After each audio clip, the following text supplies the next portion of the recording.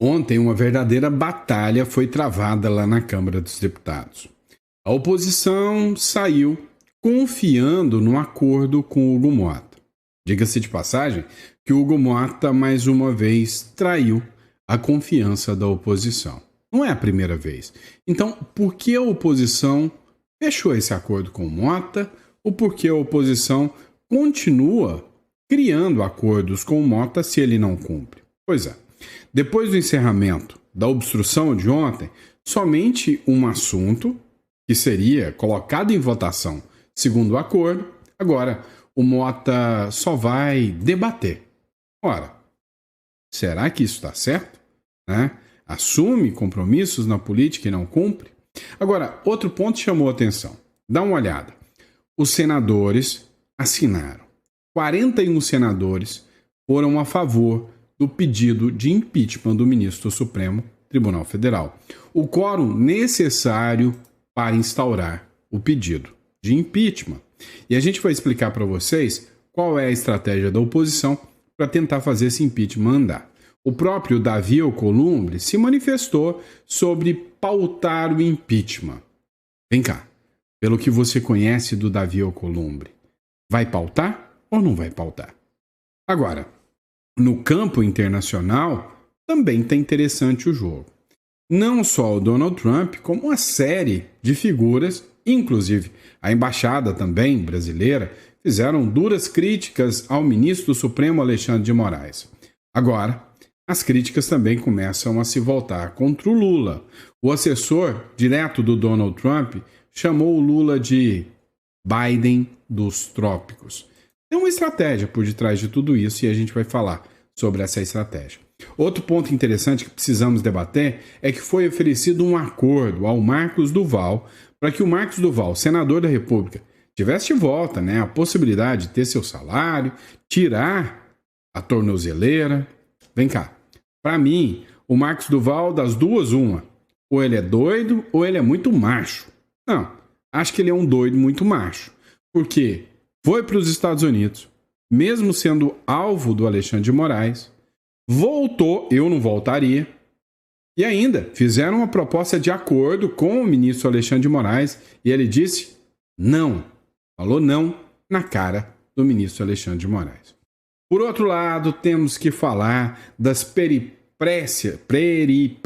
deu até trava-língua, das peripécias aqui do senhor Luiz Inácio Lula da Silva, que está querendo enfrentar, bater de frente com Donald Trump e disse, que não vai encarar o Donald Trump. A Gazeta do Povo disse que o Lula vai ter que optar em fazer concessões para o Trump ou seguir o caminho isolado. Ninguém vai entrar para defender o Lula.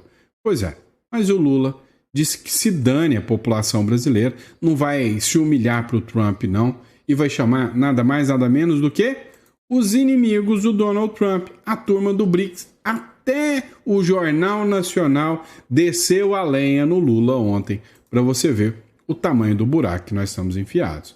E aí, o Trump ontem já deixou bem claro que o Brasil vai sentir o grosso de novo com mais sobretaxa. E aí, o Lula, humilde, uma pessoa muito humilde, disse que o Trump está perdendo o direito de conversar com a alma mais honesta desse mundo, ou melhor, com o presidente mais democrático desse mundo.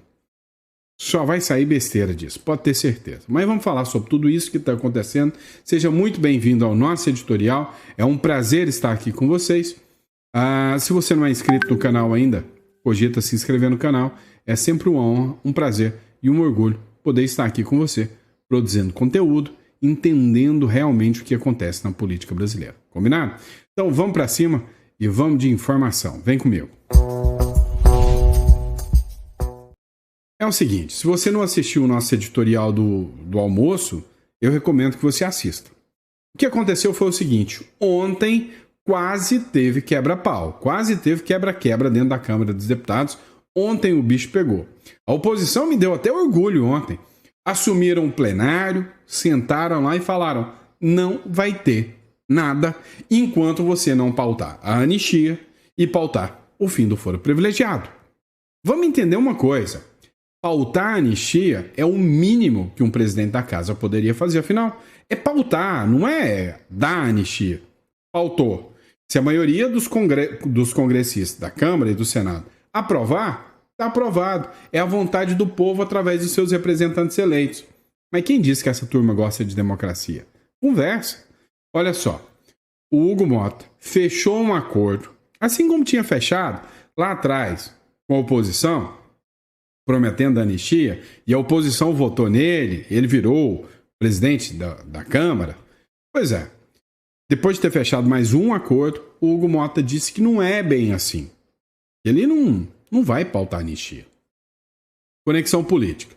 Após a oposição alegar promessa de anistia e fim do foro privilegiado, o Mota disse que nunca teve esse acordo, não. Ficou do lado do PT. Disse, não, nunca fizemos acordo de anistia. Das duas, gosto muito, de muitos deputados da oposição, mas ou a oposição está achando que nós somos otários e estão mentindo pra gente porque não costuraram nada, ou literalmente quem foram os otários foram eles. Porque acreditar de novo no Hugo Mota, depois de ter assumido a responsabilidade de votar no Hugo Mota pela anistia, o Hugo Mota deu uma banana para eles. Agora, desobstruíram, porque o Hugo Mota prometeu de novo a anistia e deu outra banana para eles. Aí é por isso que eu chamo isso aqui de República das Bananas.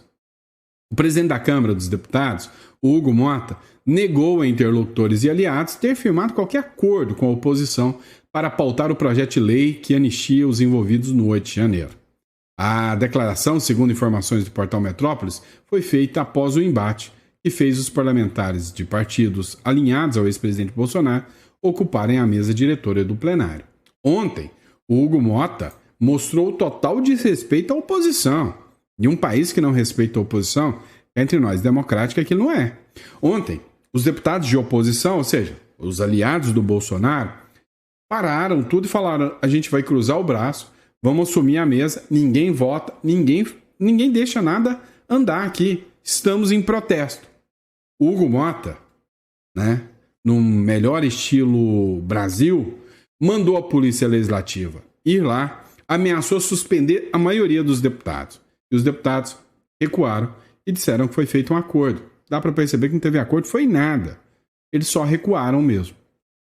Após o encerramento da obstrução, o Mota deve ainda debater o fim do foro privilegiado com os líderes. Ou seja, a promessa é de que na semana que vem estava em votação o fim do foro privilegiado, estava em votação também a anistia. Não é nada disso. Motim na Câmara dos Deputados. Após o fim da obstrução da Câmara, o presidente da Casa, Hugo Mota, deve debater em nova reunião com os líderes na semana que vem a PEC que dá fim ao foro privilegiado. Ainda vai debater.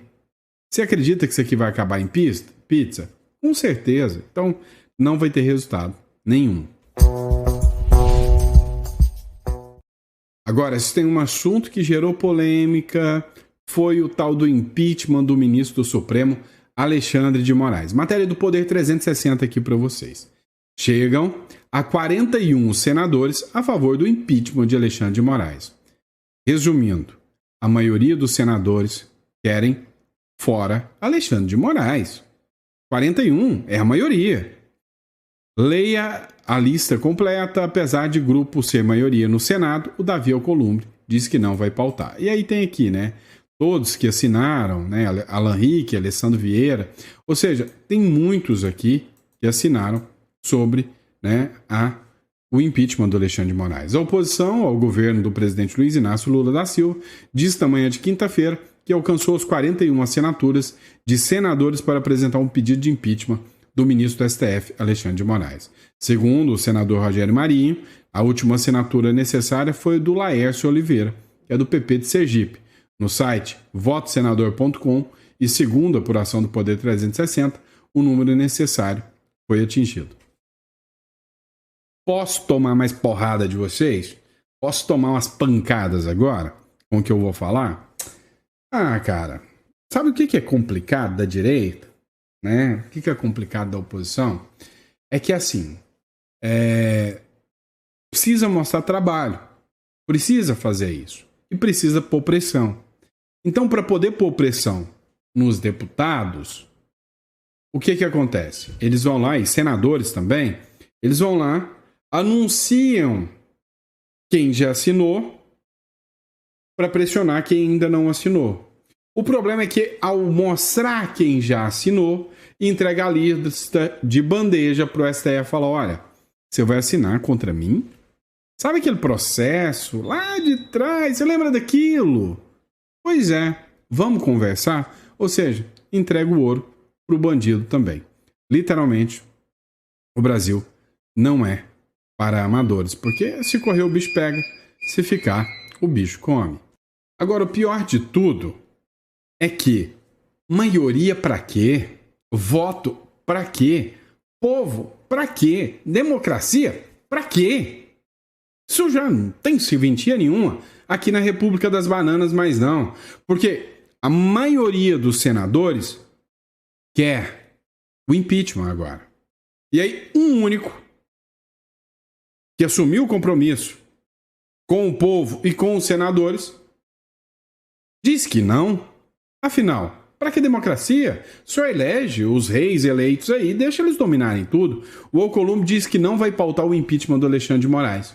O presidente do Senado, Davi Alcolumbre, disse ontem, na quarta-feira, que não vai pautar o pedido de impeachment dos ministros do STF, muito menos do Alexandre de Moraes. A declaração foi feita após uma reunião com as lideranças partidárias em meio à obstrução promovida pela oposição. O Alcolumbre disse que a decisão sobre avançar com o processo contra o ministro da Corte cabe exclusivamente à presidência do Senado e que ele não aceitará pressões externas para isso. Pressão dos senadores? É sério que numa democracia isso é justo? Peraí, a prerrogativa é só minha, eu não vou aceitar a pressão disso. Pressão de quem? Dos senadores, que você deve representar. Afinal, isso é uma democracia ou não? Então, resumindo, né? A oposição pediu para todo mundo apoiar Hugo Mota e Davi Alcolumbre. Hoje, são os próprios que traem a oposição. Mas vamos lá. A pressão externa também acontece. E aí não é só sobre o Alexandre de Moraes. Parou para pensar que o governo norte-americano está dando extrema atenção ao governo brasileiro, ao Lula e ao Moraes? Já parou para pensar que nós estamos falando da maior nação da Terra?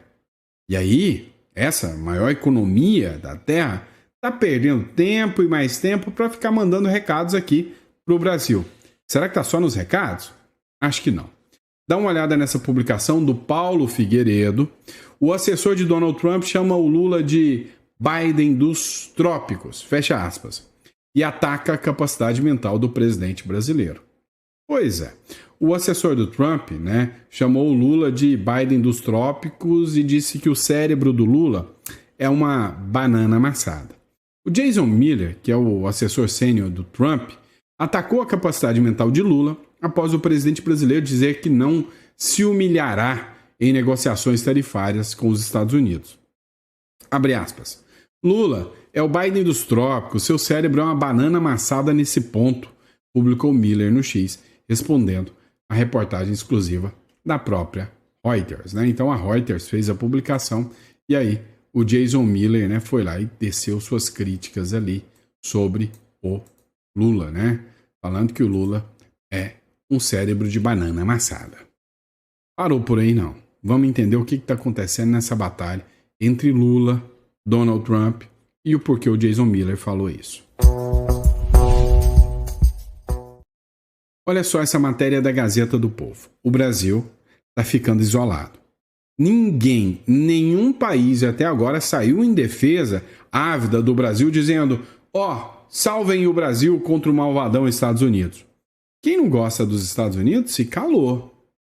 E aí, ontem até teve uma matéria mentirosa dizendo: a China sai em defesa do Brasil. Mentira, é mentirosa. O que aconteceu foi numa conversa do chanceler do Brasil, Mauro Vieira, com um chanceler da China, e ele falou: o Trump tá vacilando, tá extrapolando. E aí, a militância coordenada, que recebe muita grana pública, foi lá e disse: a China tá a favor do Brasil. Mentira, o Brasil tá isolado, até a China tá negociando com o Trump.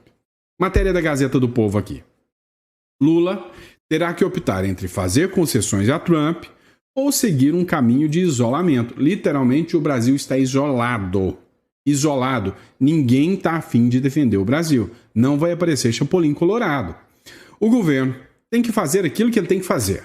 Por exemplo, nessa briga que a gente está fazendo agora, então ele mesmo já admite que é uma briga, com a taxação dos Estados Unidos, eu tenho um limite de briga com o governo americano. Eu não posso falar tudo o que eu acho que eu devo falar. Eu tenho que falar o que é possível falar. Ou seja, falou nada com nada, né? Falou 1 quilo, não aproveita 100 gramas. Mas a grande verdade é a seguinte, matéria do Globo. O Lula disse que não vai se humilhar para Trump e vai convocar os BRICS para a resposta ao tarifaço. Ora. Se eu tô com um problema, né, por causa dos BRICS, e eu quero confrontar o Trump, e o único caminho é o diálogo, eu vou chamar os inimigos para tentar convencê-lo, aí tem que ser muito complicado. Inclusive, até a Índia já está entrando na mira do Trump. A Globo fez uma matéria dizendo, o Lula disse que não vai se humilhar. Jornal Nacional para vocês. Mas, enfim, até os BRICS vai tomar pau do Trump. Hoje, em entrevista à agência de notícias Reuters, Lula repetiu que não está disposto a ligar para Trump. Eu não tenho por que ligar para o presidente Trump, porque nas cartas que ele mandou e nas decisões, ele não fala em nenhum momento em negociação. O que ele faz é nova de ameaças. E pode ter certeza de uma coisa, pode ter certeza. O dia que a minha intuição me disser que o Trump está disposto a conversar, eu não terei dúvida de ligar para ele. Resumindo, o comércio brasileiro está baseado na intuição do Lula. Tá de sacanagem, né? Nós estamos tudo ferrado, essa é a verdade. Agora, a matéria aqui mesmo, não vou colocar aqui mais para vocês, mas a matéria mesmo fala, né, que o Trump está disposto a sobretaxar o BRICS e que o BRICS é um dos grandes problemas do Brasil. Matéria do Globo, por exemplo. O Trump ameaça sobretaxar, abre aspas, qualquer outro país importador de óleo russo. Caso, adivinha? Do Brasil, da República das Bananas. Após impor tarifa adicional à Índia, membro do BRICS, ordem executiva assinada pelo presidente americano, cria um adicional de 25% à Índia por compra do petróleo russo.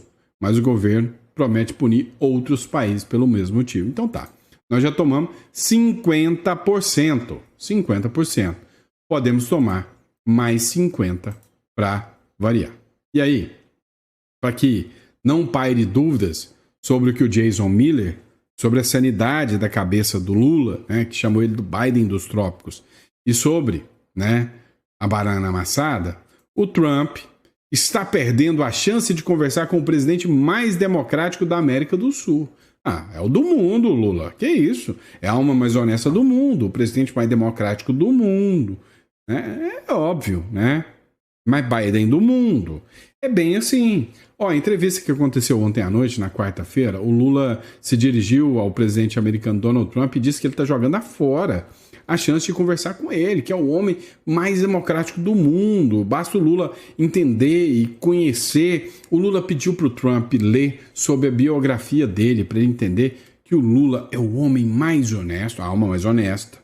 E também, óbvio, o presidente mais democrático. Ele disse da América do Sul porque ele é modesto, mas ele queria dizer mesmo é do mundo inteirinho, né? A gente conhece a peça rara. E aí até a matéria da Veja trouxe umas críticas aqui ao Lula. Lula planeja reunião com países do BRICS para dar uma resposta conjunta ao tarifaço do Trump. Você acha mesmo? Vem cá. Você lembra da última reunião dos BRICS, o que aconteceu? Passou vergonha. Na última reunião dos BRICS, o Vladimir Putin disse que se vira aí, Lula, não vou ir não. O Xi Jinping, presidente da China, falou também não vou não. Sobrou, nem o presidente do Irã quis vir, sobrou um ou outro gato pingado ali. O único de maior relevância, um pouquinho, foi o Narendra Modi, que é o presidente da Índia, e que tomou 25% na lata do Donald Trump. Então, você acha que o Lula vai resolver? O presidente brasileiro disse que não vai se humilhar em ligação para o Trump sobre o tarifaço.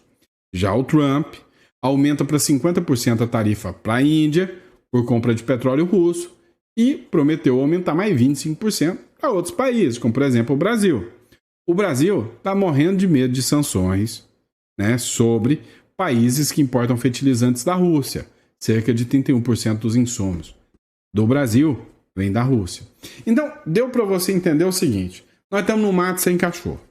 O Trump já mandou 50% de tarifa para os Estados Unidos. A gente comprava um monte de coisa da Rússia. O Trump falou: se vocês comprarem da Rússia, eu vou aumentar as tarifas. A OTAN falou: se vocês continuarem comprando da Rússia, eu vou aumentar as tarifas. Ou seja, o Brasil está ficando isolado no comércio exterior. E aí, eu tenho que ser sacana, né? De novo. Lembra da matéria do Jamil Chad? Quem é meu seguidor antigo sabe o que eu estou falando. Lembra da matéria do Jamil Chad? Dizendo que era necessário sabotar o Bolsonaro, porque ele envergonhava o Brasil no campo internacional. Ele falava que os diplomatas do Itamaraty sabotavam o Bolsonaro. Pois é, engraçado, né? O Jamil Chad obteve a informação de que os diplomatas brasileiros sabotavam o governo brasileiro e o STF não fez nada. Agora, nem precisa sabotar o Brasil, porque o Lula já está afundando o Brasil no chiqueiro, né, na lama, no marasmo. E os caras não precisam nem fazer nada, né? Agora vamos lá. O Lula ampliou a importação de diesel russo pouquinho, só em 6.000%. A Índia tomou na lata 25% e nem ampliou 6.000% a compra do petróleo russo. Já o Brasil ampliou em 6.000%. Então, resumindo, literalmente, o Brasil vai tomar mais sanção ainda dos Estados Unidos. Vamos lá. Tem mais uma matéria. Resuma para mim Marcos Duval em uma palavra. Eu gosto dele, cara. Eu gosto do Marcos Duval. Sempre gostei, né, das publicações do Marcos Duval. Eu acompanhava o Marcos Duval desde a época da SWAT lá. Vou te falar uma coisa. Para mim, eu acho ele doido. E corajoso demais. Doido porque fez umas coisas meio malucas também. Vamos ser sinceros. Negócio de pendrive, sei lá o quê. Mas assim, o mais doido dele é voltar para o Brasil. Cara, isso aqui não é mais uma democracia que você possa ter tranquilidade de ser um parlamentar aqui no Brasil, não. O cara foi para os Estados Unidos, teve a chance de dar a linha, voltou. É corajoso. E aí teve que pôr tornozeleira, entre outras coisas. Chamaram ele para um acordo. Matéria do Paulo Capelli. Rejeito acordo feito com o STF para tirar a tornozeleira, disse o Marcos Duval. O pessoal do STF quis fazer um acordo, porque esse negócio do Marcos Duval tá pegando feio demais.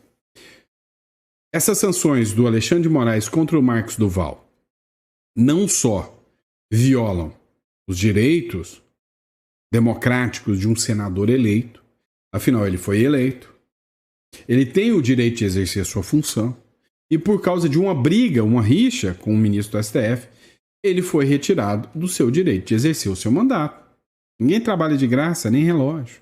Então, tirou a prerrogativa constitucional e democrática de uma pessoa eleita pelo povo exercer o seu mandato.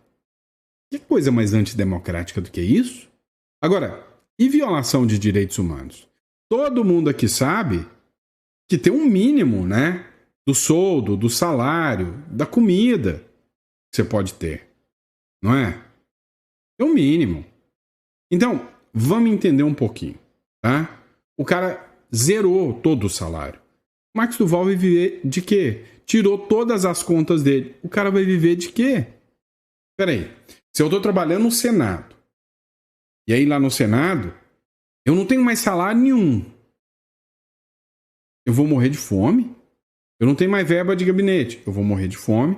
Se você não vê violações dos direitos humanos nisso, das duas, uma. Ou você nunca estudou direito, você nunca ouviu falar de direito, de direitos humanos, ou você é só um bruto de um mau caráter mesmo.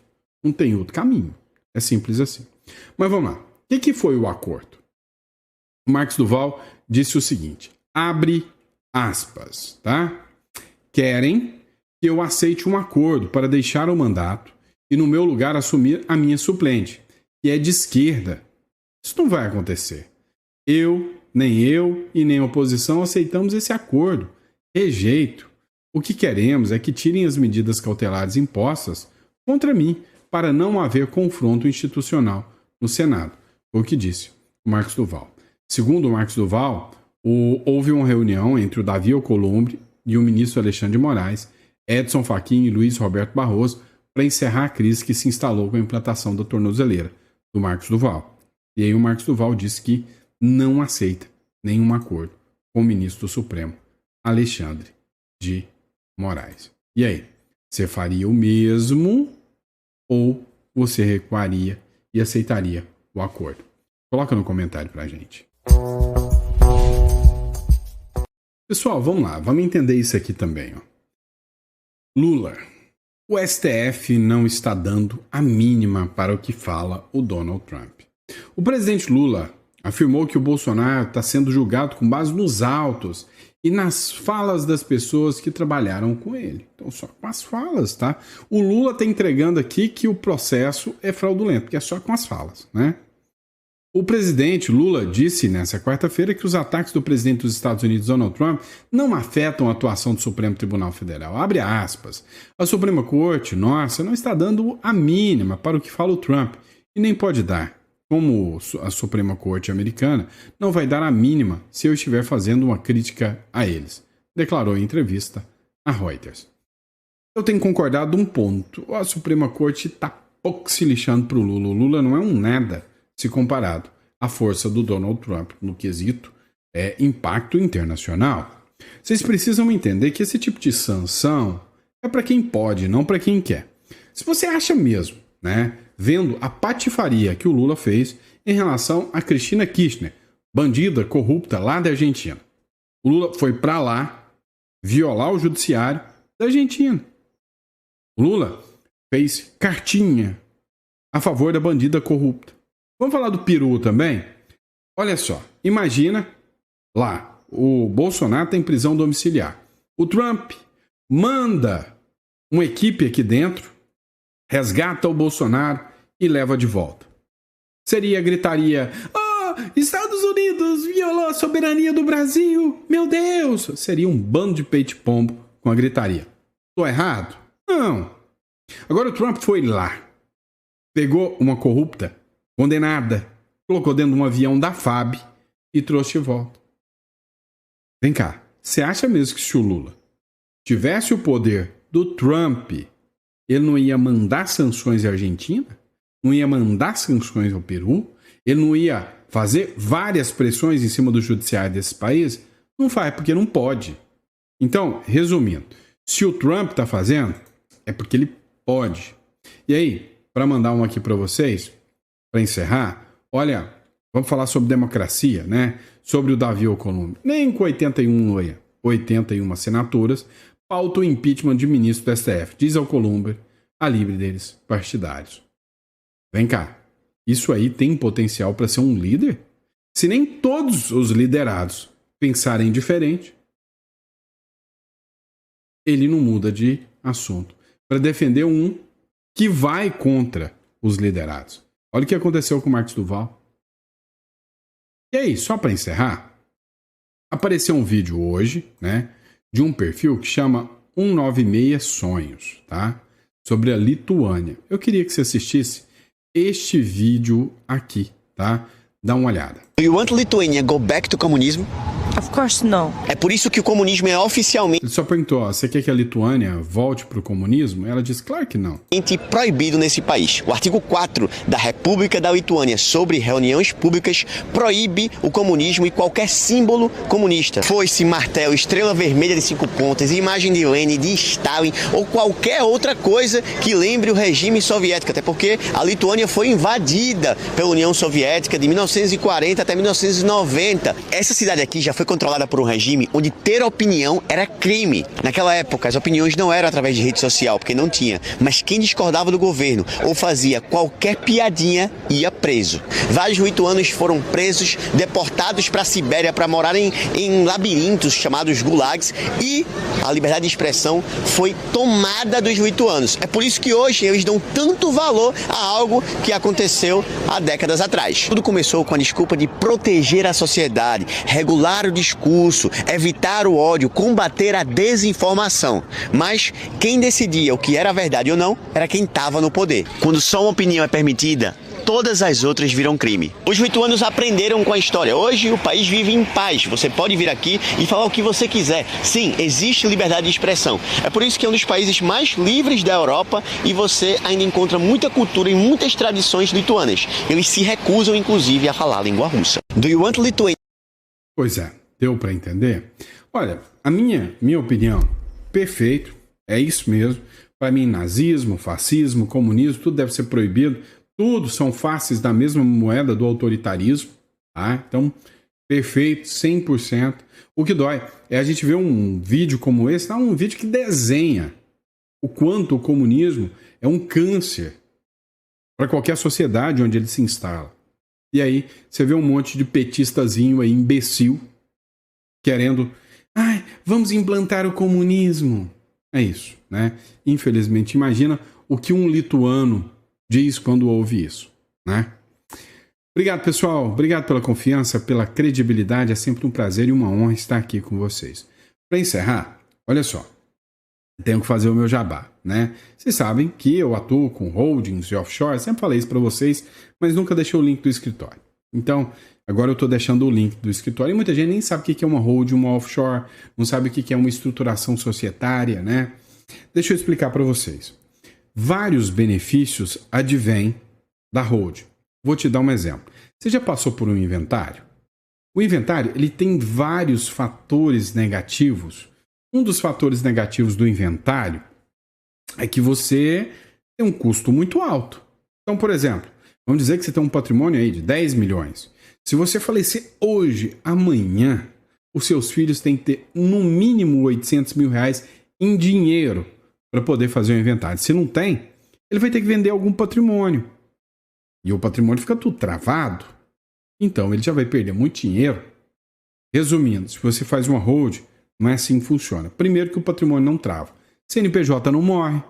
Vai ter administradores. E os administradores podem vender o patrimônio e não vai vender um bem enrolado. Vai vender um bem normal. Você já começa não perdendo aí. Segundo, você pode ter benefícios dos quais você pode ir transferindo o patrimônio para os herdeiros de pouco a pouco.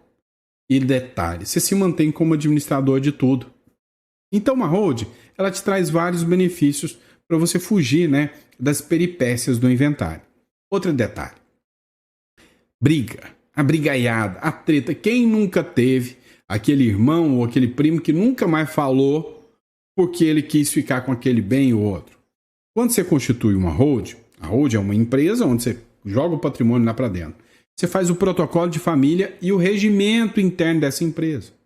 Então, fica tudo especificado. E, em vida, você, pai, vai passando tudo isso para os seus filhos para evitar brigas, para evitar confusão. E quando você falece, todas as regras suas de instituidor estão lá. Olha que coisa boa. Então, meu amigo, é assim que funciona, tá bom? Então, acredito que você que não conhece holding, eu vou estar sempre fazendo alguns conteúdos aqui e logo a gente vai montar um canal aqui só para explicar para você sobre isso, tá bom? E se isso é interessante para você, descrição, clica aqui na descrição e aí tem o campo para você falar sobre imigração, tem um campo para você falar sobre holding, tá? E aí você entra em contato ali, tá bom? Obrigado, meu amigo, minha amiga, fica com Deus. Amanhã de manhã, se Papai do Céu permitir, eis-me aqui novamente para falar das mazelas da República da Banana e, detalhe, dessa nossa novela preferida, que a gente tá doido para ver o desfecho final disso. Eu sei que você tá doido para ver o final, mas tá com medo. Mas tá doido, mas tá com medo, tá bom? Obrigado, fica com Deus, pessoal.